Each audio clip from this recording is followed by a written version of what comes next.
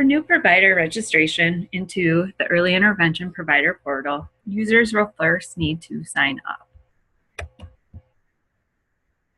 Here they will need to enter all the required information, first name, last name, email address, and enter a password.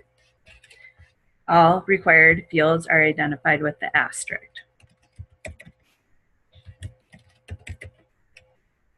Users can enter the National Provider Identifier here if they have one.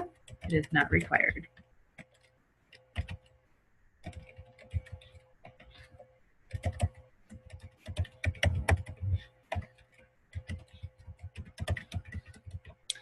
Passwords must be a minimum of 8 characters, contain 1 uppercase, 1 lowercase.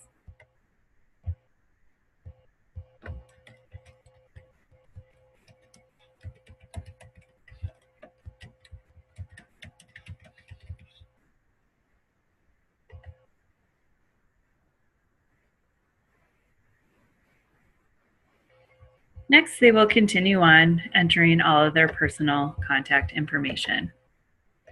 They're entering their gender, languages that they speak. Again, all required fields are indicated with an asterisk.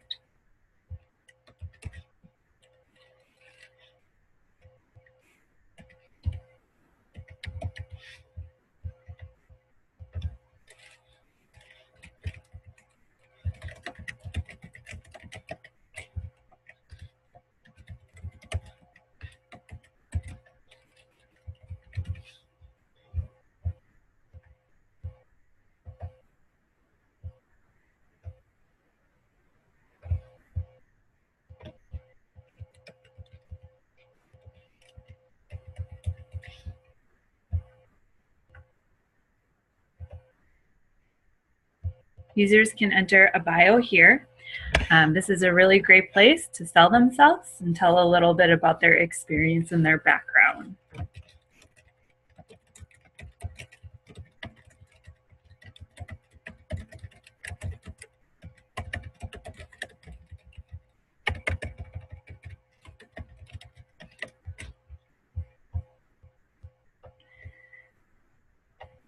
Over here, if a user has an alternative email address that they would like to enter, they may enter that here. This could be a personal email or just another backup email.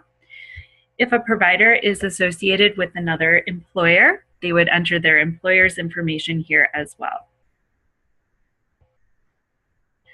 Once all information has been entered, select Next. Here they're going to continue on with the self-registration and enter any additional languages that they may speak. They can also enter their proficiency.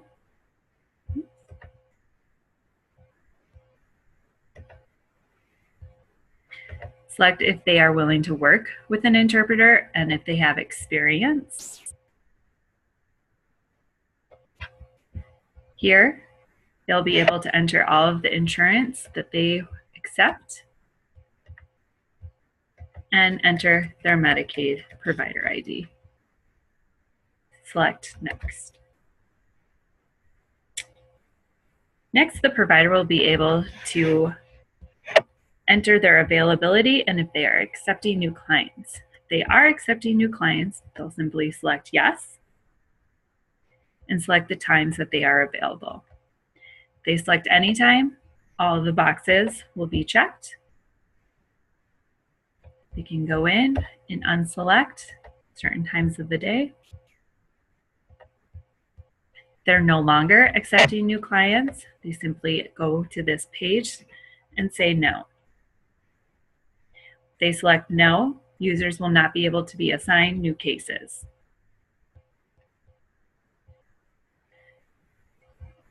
If providers are unavailable for any period of time, they will enter the dates that they're unavailable. They're going on vacation or will have an extended absence.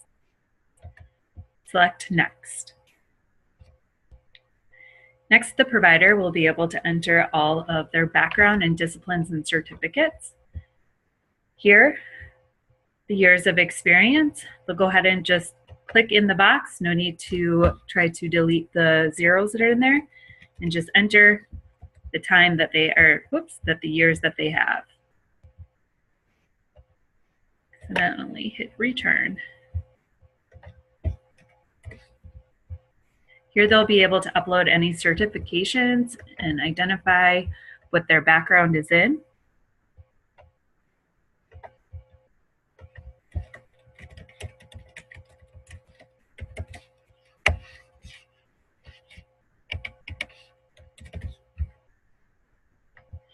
Enter the expiration date if applicable.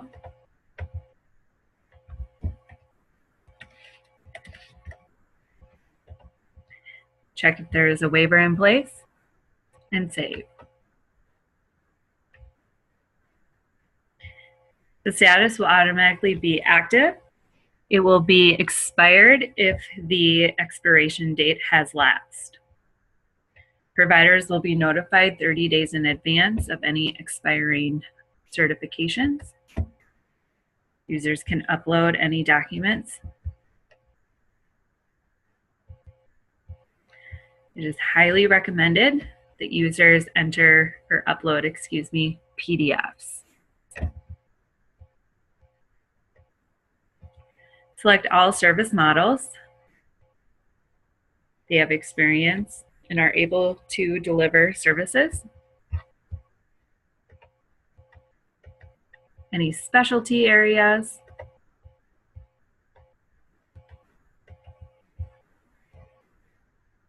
And down here, the provider services. These are the actual services that are listed on the child's IFSP. Once all information has been entered, select Save.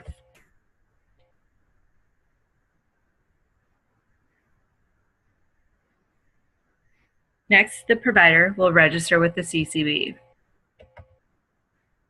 Select Register with CCB.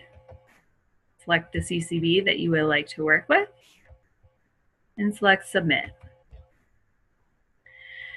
Once you select Submit, the CCB will receive an email notification with your information and that you are requesting to work with them.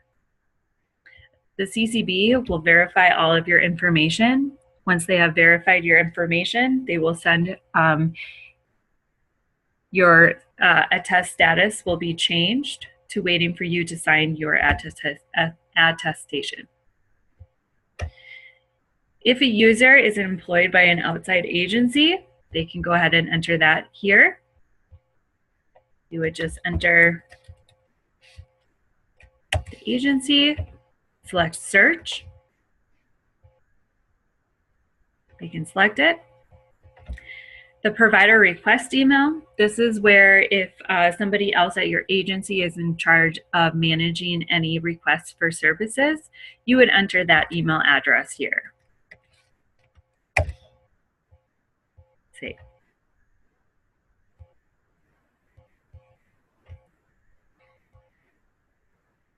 And that concludes this portion of a new provider registering with the provider portal. Next, we will go over how to sign the attestation form.